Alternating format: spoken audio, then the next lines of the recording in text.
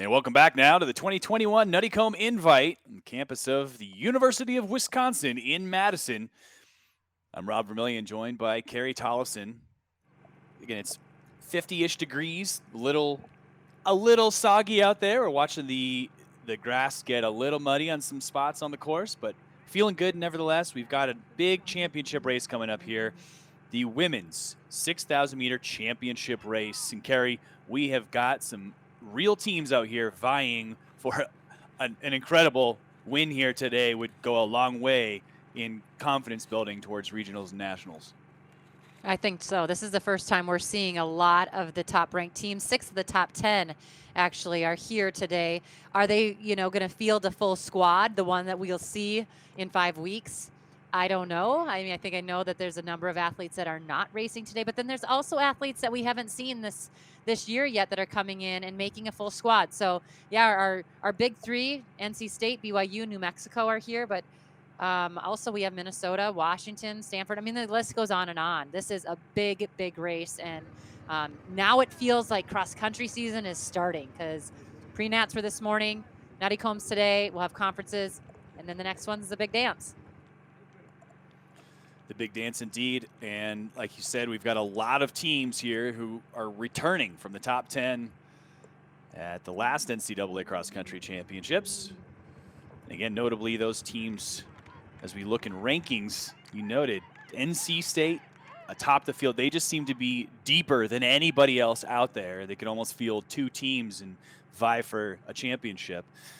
BYU coming off their team title in March under head coach Diljeet Taylor. And Joe Franklin's squad, the women of New Mexico, in third ranked. Though, assuming all things being equal and everybody running, that third place ranking, that's still a bit down from. They've got some room to claw back if they're really going to take down BYU or NC State, at least on paper. Yeah, I mean, we just saw their women's team in the B race win the team championship, and had some great team tactics going there. And the last time we were here in Wisconsin running the Nuttycombe, Wayne Kalati was vying for the win there against Alicia Munson from Wisconsin. Both of them are now pros. They both have moved on from collegiate athletics and doing great things as pros. And so, it's interesting. Like you say, that New Mexico might be that underdog, but they have great depth and they are young. They have some young athletes coming up, but sometimes being the one we saw last year in the men's NCAAs where Notre Dame obviously had the talent, but surprised a lot of people with the second place finish there behind NAU. It happens. So you can never overlook, and rankings are that. They're rankings. It comes down to what happens on the day of the race. So I think today, like I said, I think we're going to see a different lineup for BYU. Not quite sure if everyone's going to line up for NC State, but once this gun goes off, we'll let you all know. And I think it's going to be a great kind of dress rehearsal for the NCAAs. And nobody avoiding anybody. They're all here to race, head-to-head competition. And we saw some great races in Florida at pre-nats from this morning. But this, depth-wise, from top to bottom, is going to be the race of the day. Got teams from Oklahoma State, Minnesota. Teams. 36 teams. We saw the Motion W of Wisconsin. There's Boise State. Stanford. There's the Lobos in their turquoise tops. And Oklahoma State. Old Air Force Academy, Washington State just goes on and on and on. No way to list every single competitor out there, but it is a deep race. Just look at that spread across that championship field, the starting boxes that each team is in. 36 teams, all vying for the Nuttycombe Invitational Championship. Again, we think it's going to come down to NC State, BYU, and New Mexico as your top 3 teams. But this is why we race, Carrie. This is why we're here to race. You never know what's going to happen.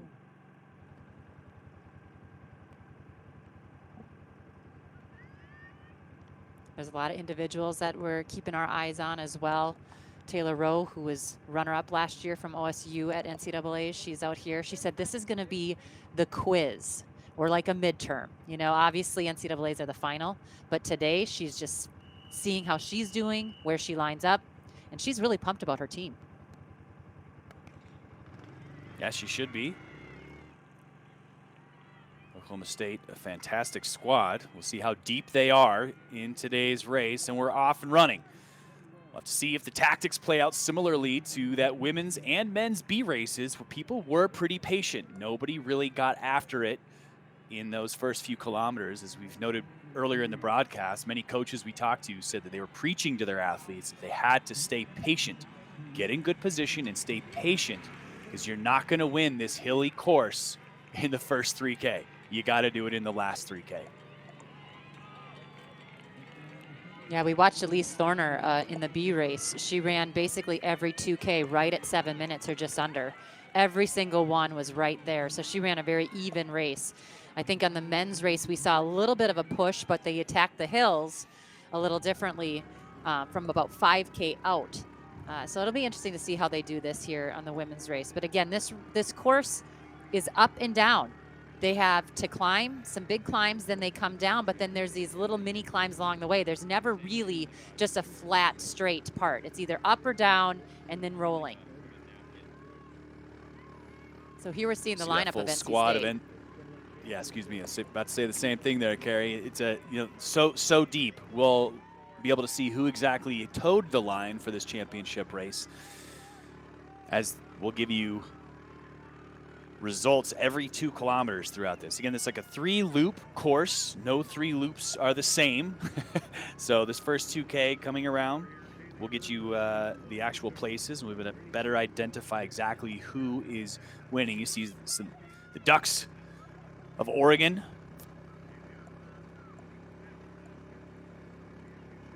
Washington up there, Boise State, Minnesota, IU on the outside. Washington pushing the pace a little bit.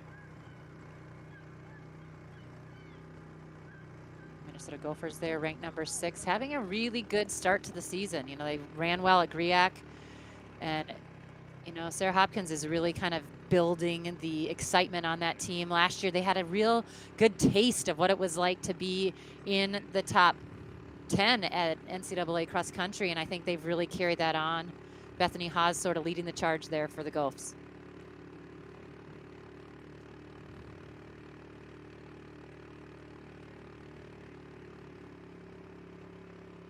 Now we're looking at Oklahoma State's squad.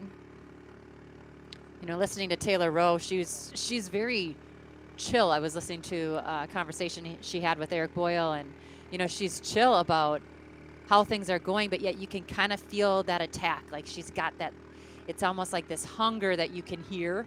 She's excited about it. You know, when she ran at home last year, it wasn't that she surprised a lot of us, but it was all of a sudden we saw the bright orange coming down the straightaway, and there she was. And, you know, she knew that course, and it is such a tough course. Much like this one, it's a little bit more, I guess, critical or, you know, steep climbs there. But this course doesn't let you rest, just like the OSU course doesn't.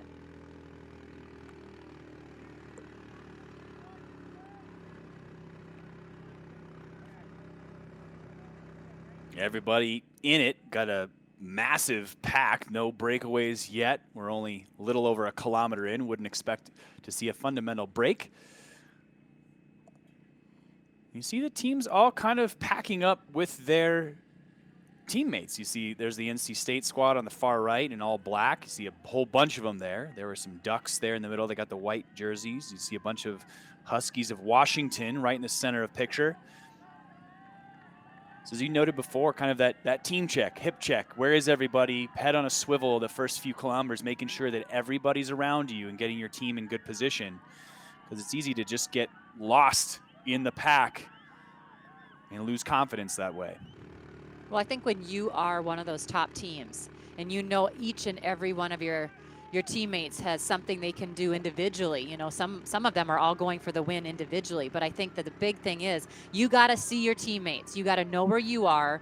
You know, working out every day with your teammates, you kind of understand your ranking, but also where you're supposed to be. Coaches are having that one-on-one conversation along with that team tactic conversation. So yeah, it's not surprising to see clumps of teams together, and that's how we ran when I ran at Villanova. We wanted to see each other for the first half of the race, and then we wanted to beat each other. Even though we were teammates, we wanted to get to the finish line first. And so it's the same thing now. I'm not that old, Rob, that the whole sport has changed.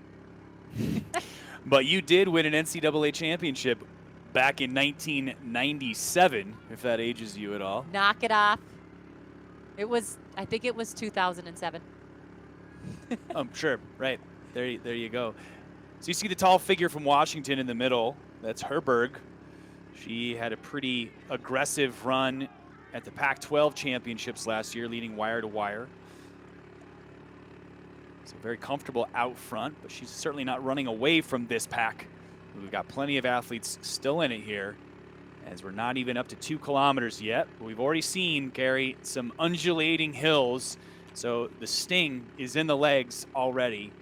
And even though it's only a 6K course, that extra K on top of a 5K, there's just something mental about it, and I'm sure you can attest.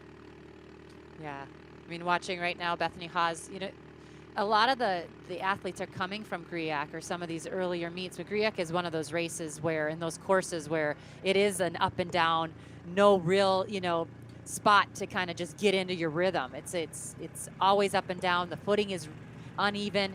And here today we have some wet ground, maybe not necessarily real slippery the entire way, but it's soggy. It's been raining all week here in Madison. So it's kind of fun to see that cross country is back. The ins and outs of everything that we have to go through as a cross-country athlete, they're getting today.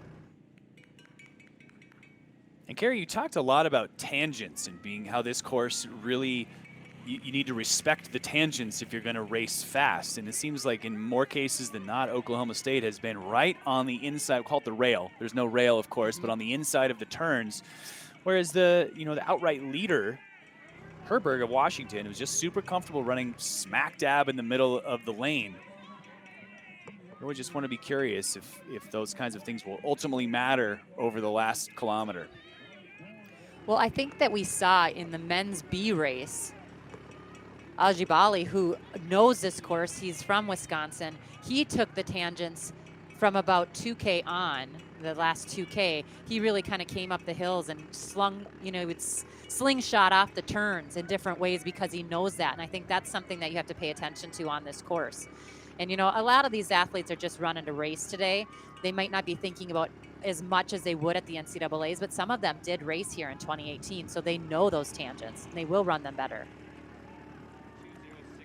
And so first kind of time check, you can see those on the left-hand side of your screen, but Herberg first across the timing map at Haas of Minnesota, Zarbo of Oregon, Maggie Smith of Villanova, that's Carrie's alma mater there, Anna Camp of BYU, surprise 1,500-meter NCAA champ, I believe, from BYU.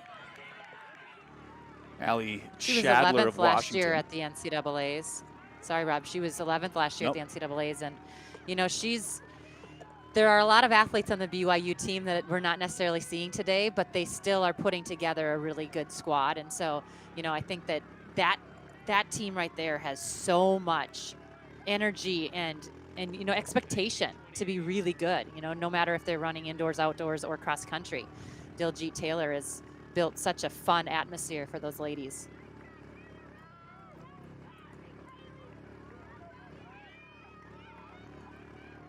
We haven't even mentioned NC State yet, as they definitely have some athletes lingering there on the far right of your screen. That's Caitlin Toohey, unmistakable arm carriage and strong stride. The high school phenom, many-time record holder, has started to make her name on this NC State squad.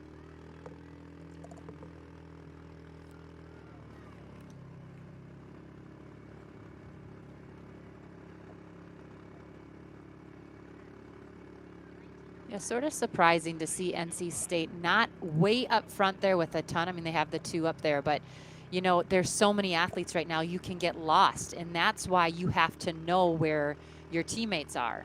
We can't maybe pull them all out, but they know where each other's at, and they got to keep their eyes on each other in order to keep that pack together. And that's what NC State is so good at right now. They have so many athletes. They had, I think, a 15-second spread, 18-second spread at their last meet.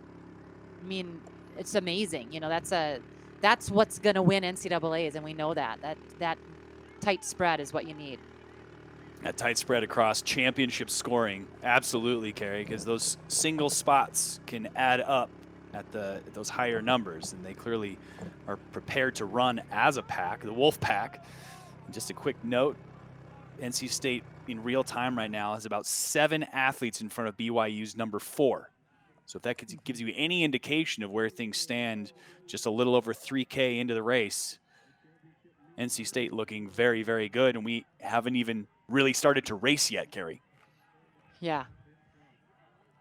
Yeah, we're just over halfway through here, and this is where they have that climb. You know, they came down. They're getting up to the top of the hill here at 3K, just over 3K. They're going to climb a little bit now up until about 4K, have a pretty steep downhill from 4K to about 4,500, and then they have that final climb. So you have to keep that in mind. You know, last year at OSU, we saw so many people falter over the last K. They didn't save enough for it. And, you know, if anyone watched NCAAs, they saw so much carnage at the end of the race. And that's because of that lactic acid that they got early on, but then they had to kind of try to figure it out the whole race with the ups and downs. So this race is similar. We have a lot of gophers up there right now.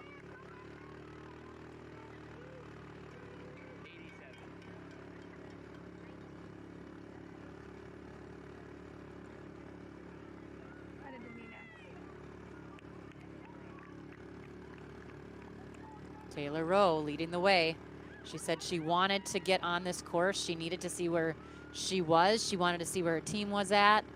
But she was just really excited to get racing. Like, now is where, you know, they've been putting in all this work. They've been laying the foundation. Now it's where they can maybe come out of workouts, rest a little bit more than they were earlier on in the season, freshen up for these big races, work hard now after this meet to get through conference, and then really shut it down for NCAAs.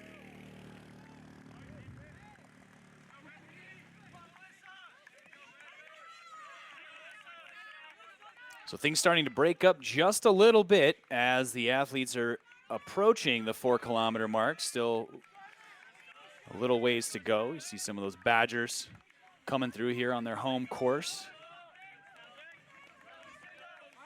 It will be very interesting. This will tell us a lot about the fitness of a lot of these teams, Carrie, but it's not going to tell us everything. I think you noted during one of the earlier races, the championship course at the NCAAs is entirely different from this. It won't be wet. It won't be soggy. It's hard pack, kind of a little bit more crushed pea gravel or cinder, as it were. It'll be in Florida, likely warmer. So an interesting kind of juxtaposition here with like kind of 50 degrees, chilly, a little damp, high humidity, how that'll feel a little bit different from the championship course at NCAAs.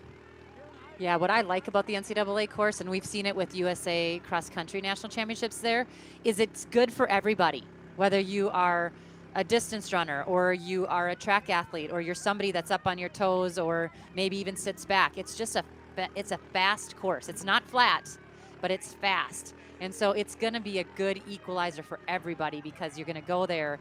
And it's not just one that's, you know, for someone that's really good over the hills or somebody that's really good on the flat. You're going to get a little of everything, but it's a good meeting point for all types of runners. You see a little bit of push here now.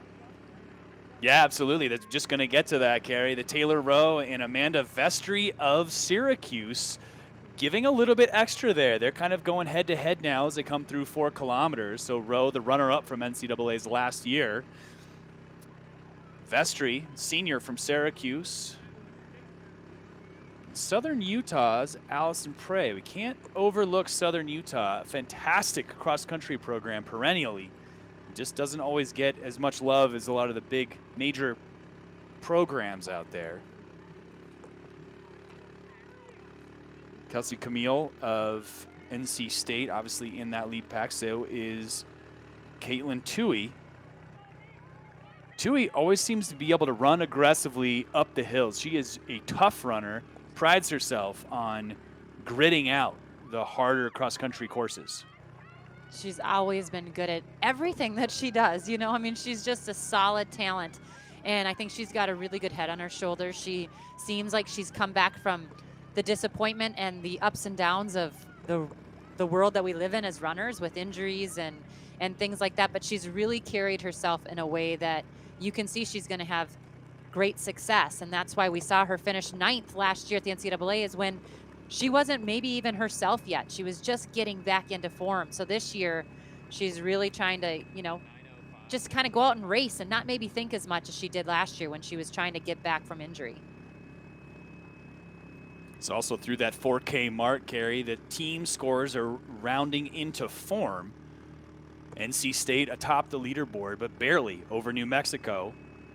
And BYU sitting in 3rd, with Minnesota sitting in 4th. Now, don't let those numbers skew your thinking that just because there's, you know, 20 some odd points between 2 and 3, those points can be made up drastically and quickly at any moment on this course.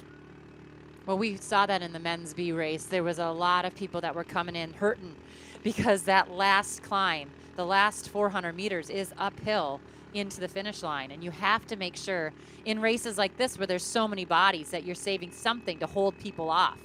You know, there's going to be people coming back to you, but who's coming up from behind? You never know that. So little bit of push here. Roe's trying to separate herself.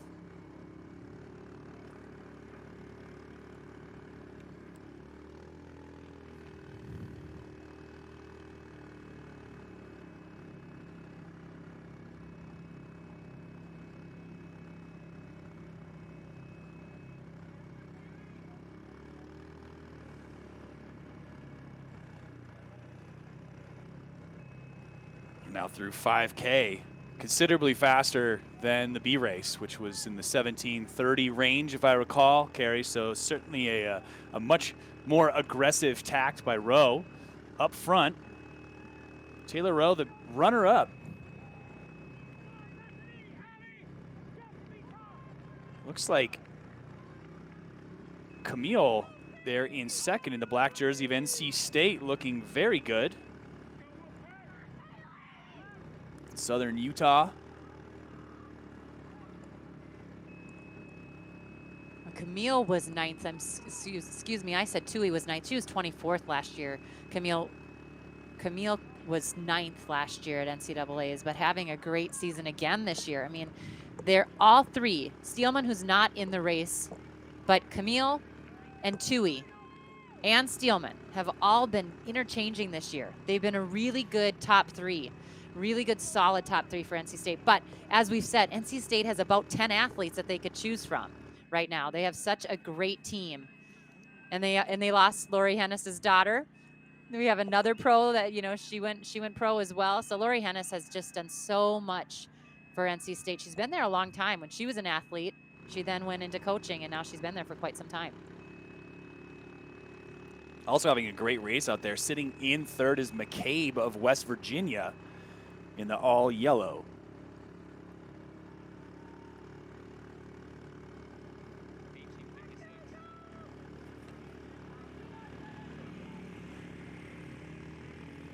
And here they go, last half kilometer. This is where they start to climb a little bit. They had to kind of zone in and get going because they will come down a little bit out of this and then they climb back up, and it's that last 400 meters that's been making and breaking people today. And we've seen a move there by Jenna Magnus of Michigan State up into that 3rd position almost, it appears, or 4th position. But Chmiel looking very, very good. Roe as they almost tiptoe through the muddy corner. That'll come into play here in this men's race coming up next, as it seems to continue to get a little bit torn up. But Chmiel coming into the home stretch now, a nice long finish. It is a little bit uphill, you'll see from the finish line vantage point, but Roe and McCabe not letting her go yet. This is going to be a tight one. Well, Roe really reacted there. She didn't, you know, she came off the turn there and she really started, I think she saw the finish line and is hammering here. Not letting Chmiel out of her sight. And watch out for McCabe on the far right. This viewpoint is a little bit challenging. Looks like McCabe, though, just look at the turnover there. McCabe of West Virginia.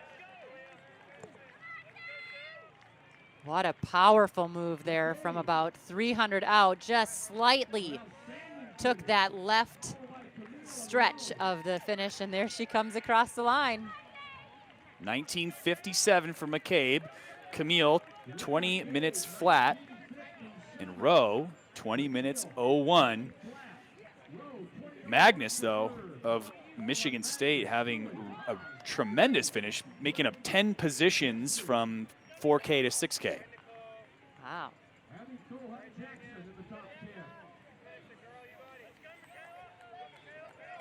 Yeah, I liked how McCabe did that. She came off the turn, sat for a second, just sort of timed her kick, and man, did she look powerful. She looked good, her form was good. I think she almost surprised them coming up on the left of their shoulder. Well, Roe and Chmiel were sort of battling head to head, and McCabe was able to just sit back and watch that happen and wait for it. And her turnover was just better than the others. We just saw her coming down that finishing straight, looking fresh versus looking taxed. And look at this as the team scores come rolling in, Carrie. New Mexico taking down NC State for the team title here. So the top three teams as expected, but not in the order we expected.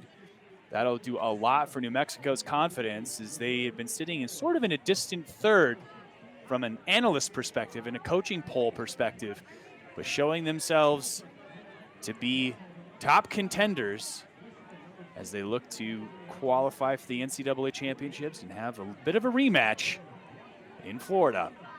New Mexico, NC State, BYU, Minnesota coming in fourth position, with Oklahoma State and Colorado State in fifth and sixth. Yeah, big day for New Mexico. New Mexico bringing their A game, their A squad. NC State having a great squad out there as well, but they still had a few that they decided not to race. Steelman, Claremont, I mean, a couple big names that were there last year. BYU leaving off a number of athletes as well. But you got to give it up to New Mexico. They came on the day, they did their job, they ran a great race, they had a really tight pack there. And yeah, I mean, it's exciting. And like we said, sometimes these rankings, you know, that's all they are, they're rankings. And look at that spread, Carrie. New Mexico spread 18 seconds. 18 seconds. Wow. So if you want to talk about how to run as a team, 18-second spread, that is going to help you win. We talked about that at the outset. You talked about the small spread for NC State when they've raced. It just didn't go quite their way today. And New Mexico did that without a single person in the top 10. Yeah. And they won the B race as well. So they have the A and B women's champions. It's pretty awesome. They're going to have a fun trip home. You know, we look at teams as they now think about how they're going to qualify for the NCAA championships. Of course, we're looking at points, we're looking at place at the regionals. Colorado State did themselves some more favors today by placing 6th overall, beating some other teams who potentially are going to make it to nationals. And the Mountain region, of course, being a pretty difficult one to deal with overall, as they go pretty deep in the NCAA qualifying marks. You take a lot of teams out of that particular region.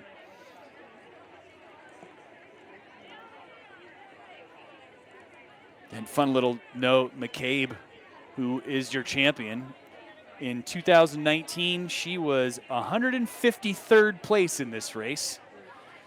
So, slight improvement from 2019 to 2021. Little revenge for her. She got back at it.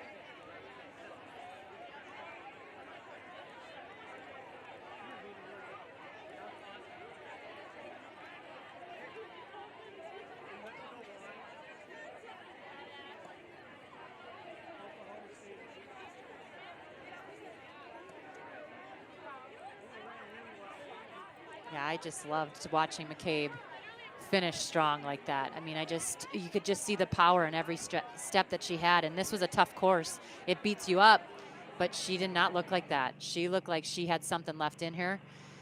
We're looking at Chmiel here, come around the turn. Looks like she had command. and Roe reacted. And then it looked like it was a 2-woman race until you see McCabe come up on the left side there, or on the right side of your screen on their left side. And I think those two are racing each other, and we may be a little bit surprised. Yeah, you see just the turnover, the optics of that finish. McCabe looking so strong, coming to that finish line, taking the W. No pun intended. West Virginia taking the W. But a great race overall. NC State putting forth a great effort. But the Lobos coming out on top. You see there's your top 9 finishers in today's race. Caitlin Tui, 5th place overall. It's great to see a high school phenom continue to pan out. So oftentimes we unfortunately see their best years behind them when they reach collegiate levels. That's what I think I like about NC State is, they've had this family type atmosphere when the coach actually has a daughter on the team, but they also, have been there for a long time together. The coaching staff, they've been through a lot. Lori Hennis, the coach, was also a professional runner. She knows the sport. She knows how to take people from high school to college to beyond. And so I think that's what it was always interesting to see when Caitlin Tui decided to go there. It almost felt like a breath of fresh air because she was going to be taken along the right way.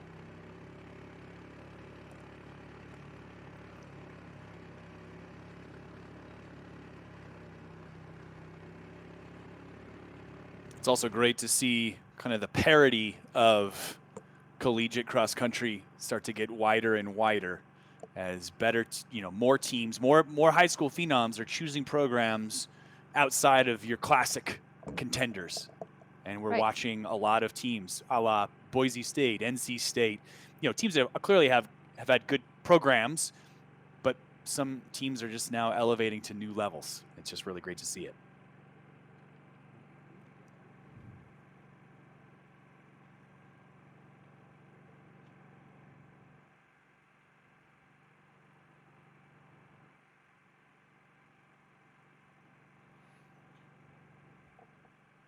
And up next, we'll have an interview where Mike J will talk to our winners.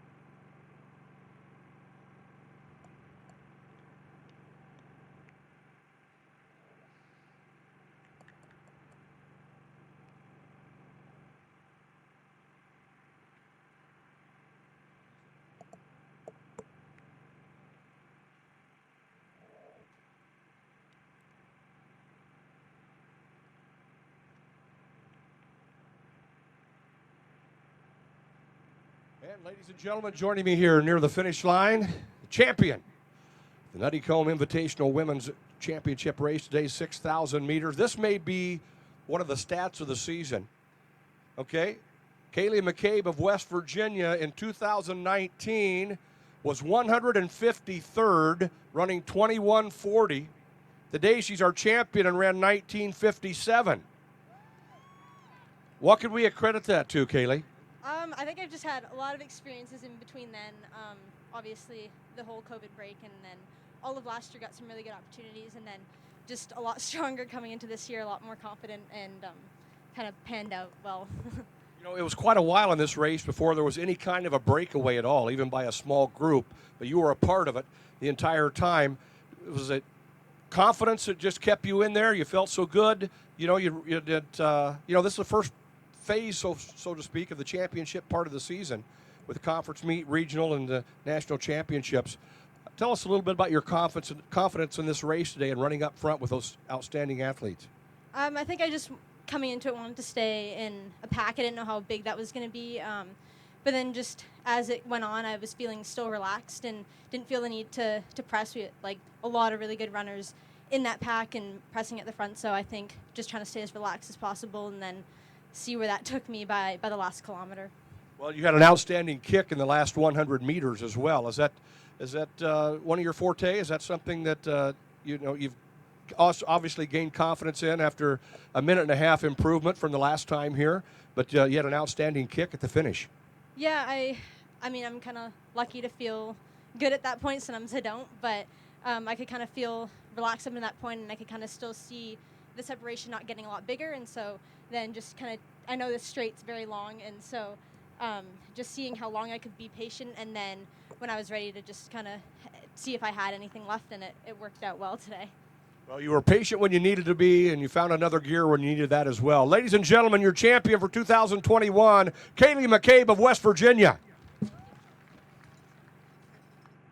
And a great interview there with our winner, Ceili McCabe. We'll be back shortly to get going here in the men's championship race.